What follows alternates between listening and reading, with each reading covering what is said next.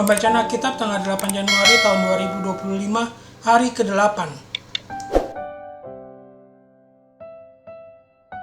Daniel pasal 2. Sebab itu pergilah Daniel kepada Arioh yang telah ditugaskan raja untuk melenyapkan orang-orang bijaksana di Babel. Maka pergilah ia serta berkata kepadanya demikian, orang-orang bijaksana di Babel itu jangan kau lenyapkan. Bawalah aku menghadap raja, maka aku akan memberitahukan kepada raja makna itu. Arioh segera membawa Daniel menghadap raja serta berkata kepada raja demikian, aku telah mendapat seorang dari antara orang-orang buangan dari Yehuda yang dapat memberitahukan makna itu kepada raja. Bertanyalah raja kepada Daniel, yang namanya Belsasar, sanggupkah engkau memberitahukan kepadaku mimpi yang telah kulihat itu dengan maknanya juga?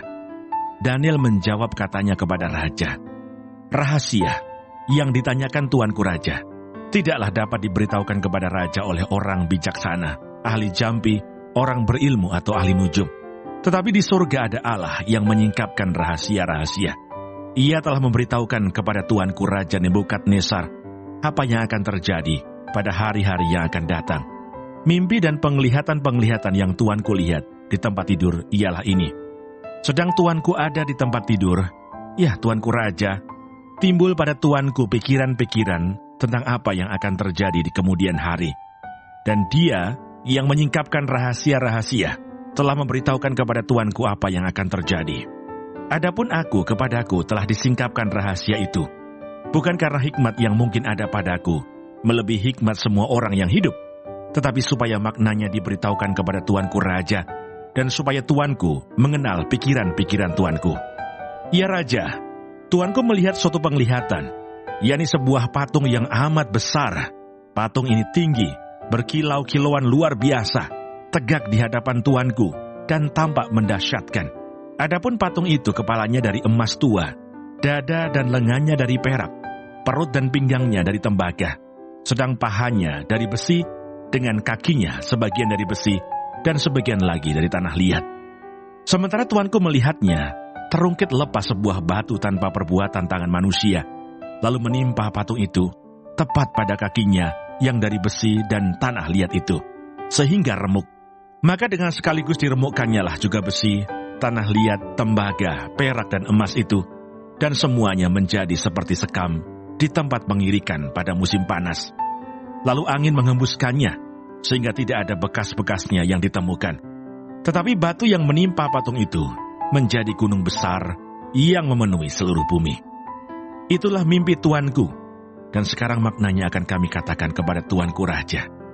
Ya tuanku raja, raja segala raja, yang kepadanya oleh Allah semesta langit telah diberikan kerajaan, kekuasaan, kekuatan dan kemuliaan, dan yang ke dalam tangannya telah diserahkannya anak-anak manusia, dimanapun mereka berada, binatang-binatang di padang, dan burung-burung di udara, dan yang dibuatnya menjadi kuasa atas semuanya itu. Tuankulah kepala yang dari emas itu. Tetapi sesudah tuanku akan muncul suatu kerajaan lain, yang kurang besar dari kerajaan tuanku. Kemudian suatu kerajaan lagi, yakni yang ketiga dari tembaga, yang akan berkuasa atas seluruh bumi. Sesudah itu akan ada suatu kerajaan yang keempat, yang keras seperti besi, tepat seperti besi, yang meremukkan dan menghancurkan segala sesuatu. Dan seperti besi yang menghancur luluhkan, maka kerajaan ini akan meremukkan dan menghancur luluhkan semuanya. Dan seperti tuanku lihat kaki dan jari-jarinya, sebagian dari tanah liat, tukang periuk, dan sebagian lagi dari besi. Itu berarti bahwa kerajaan itu terbagi. Memang kerajaan itu juga keras seperti besi, sesuai dengan yang tuanku lihat besi itu bercampur dengan tanah liat. Tetapi sebagaimana jari-jari kaki itu, sebagian dari besi dan sebagian lagi dari tanah liat, demikianlah kerajaan itu akan menjadi keras sebagian dan rapuh sebagian. Seperti tuanku lihat besi bercampur dengan tanah liat, itu berarti mereka akan bercampur oleh perkawinan, tetapi tidak akan merupakan satu kesatuan. Seperti besi tidak dapat bercampur dengan tanah liat.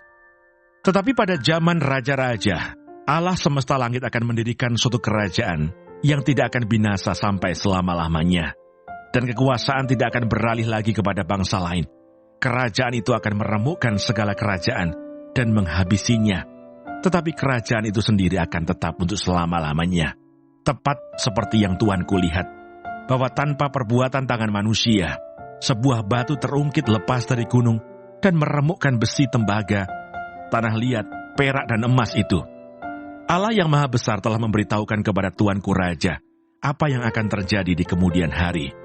Mimpi itu adalah benar dan maknanya dapat dipercayai.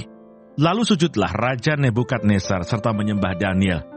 Juga dititahkannya mempersembahkan korban dan bau-bauan kepadanya.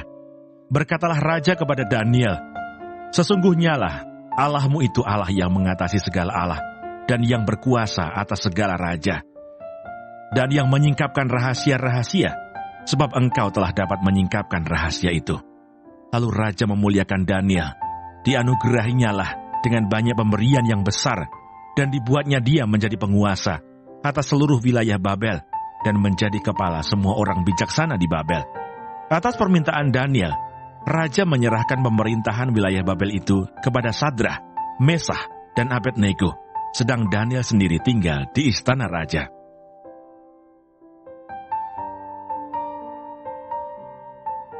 Mazmur 72.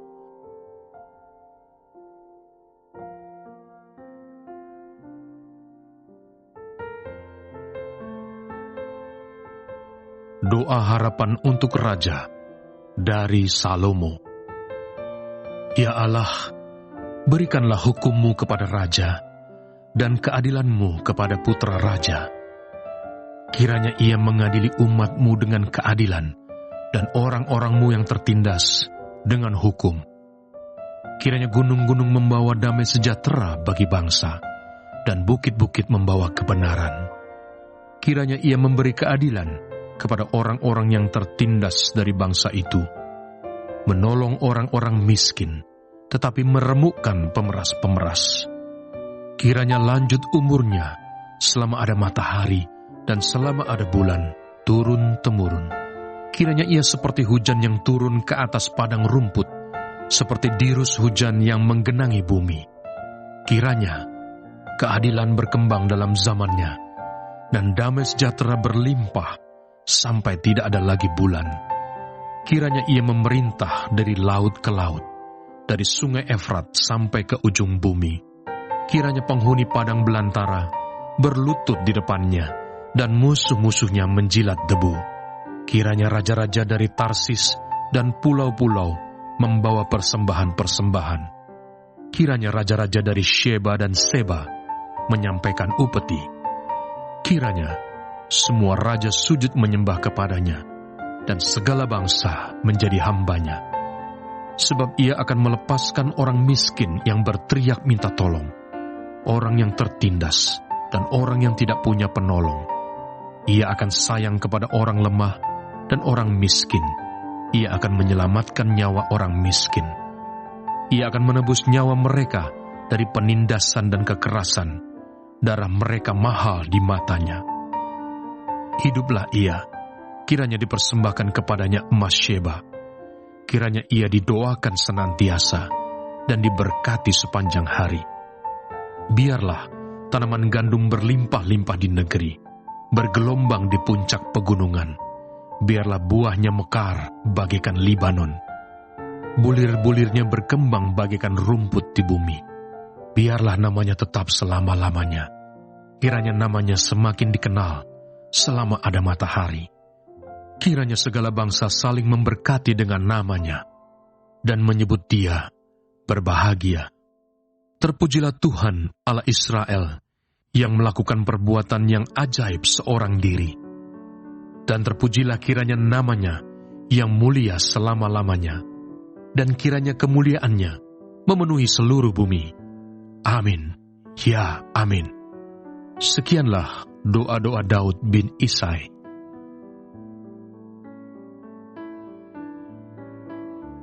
Efesus pasal 5.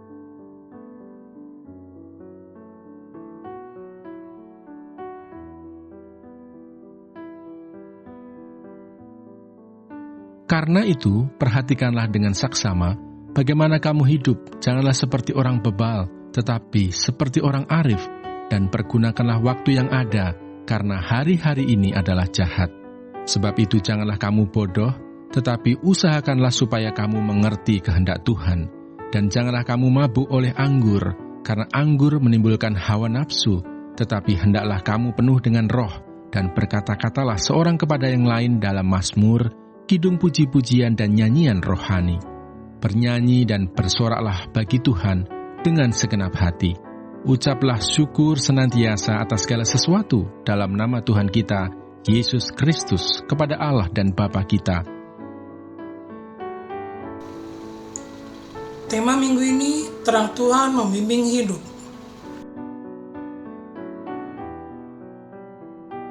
Bacaan hari ini untuk melengkapi apa yang kita baca pada hari Minggu 5 Januari tahun 2025. Renungan.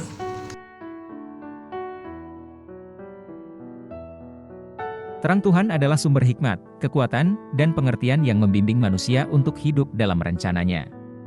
Ketika kita berjalan dalam terang Tuhan, kita menerima hikmat untuk menghadapi tantangan, kekuatan untuk menjalankan kehendak-Nya, dan pengertian untuk hidup dengan penuh syukur. Daniel, dengan iman yang teguh kepada Tuhan, menyampaikan arti mimpi Raja Nebukadnezar yang tidak dapat diungkapkan oleh para orang bijak Babel. Daniel berkata, "Bukan karena hikmat yang ada padaku lebih daripada yang ada pada semua orang lain, rahasia ini dinyatakan kepadaku, tetapi supaya Raja mengetahui maknanya." Ayat 30. Terang Tuhan memampukan Daniel untuk memahami misteri dan menyatakan kebenaran dengan keberanian. Ini menunjukkan bahwa Tuhan adalah sumber hikmat sejati yang menuntun umat-Nya, bahkan di tengah situasi sulit. Mazmur pasal 72 menggambarkan raja yang memerintah dengan hikmat dan keadilan Tuhan. Ayat 12 dan 13 berkata, "Ya sebab ia akan melepaskan orang miskin yang berteriak minta tolong, dan orang sengsara yang tidak punya penolong, ia akan sayang kepada orang lemah dan orang miskin, ia akan menyelamatkan nyawa orang."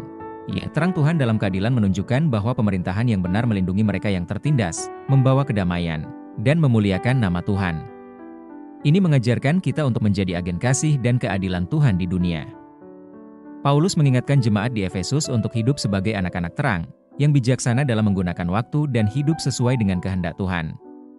Ayat 19 dan 20 mengajarkan, "Berbicaralah seorang kepada yang lain dalam mazmur, kidung puji-pujian dan nyanyian rohani. Bernyanyilah dan bersoraklah bagi Tuhan dengan segenap hati.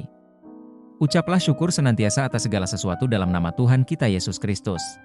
Terang Tuhan membimbing kita untuk hidup dalam hikmat, menyadari waktu yang singkat, dan memenuhi hidup kita dengan sukacita serta ucapan syukur. Hidup dalam terang berarti berjalan dengan hati yang terarah kepada Tuhan. Kesimpulan. Terang Tuhan membimbing hidup kita melalui hikmat-Nya yang mengungkapkan misteri, Daniel pasal 2, keadilan-Nya yang membawa kedamaian, Mazmur pasal 72, dan kehidupan yang penuh hikmat, sukacita, dan ucapan syukur, Efesus pasal 5. Dengan terang ini, kita dipanggil untuk hidup bijaksana, menjadi saksi keadilan, dan bersyukur dalam segala keadaan. Mari kita membuka hati untuk dipimpin oleh terang Tuhan, mencari hikmat-Nya dalam setiap keputusan, memperjuangkan keadilan di sekitar kita, dan hidup dengan penuh sukacita serta ucapan syukur.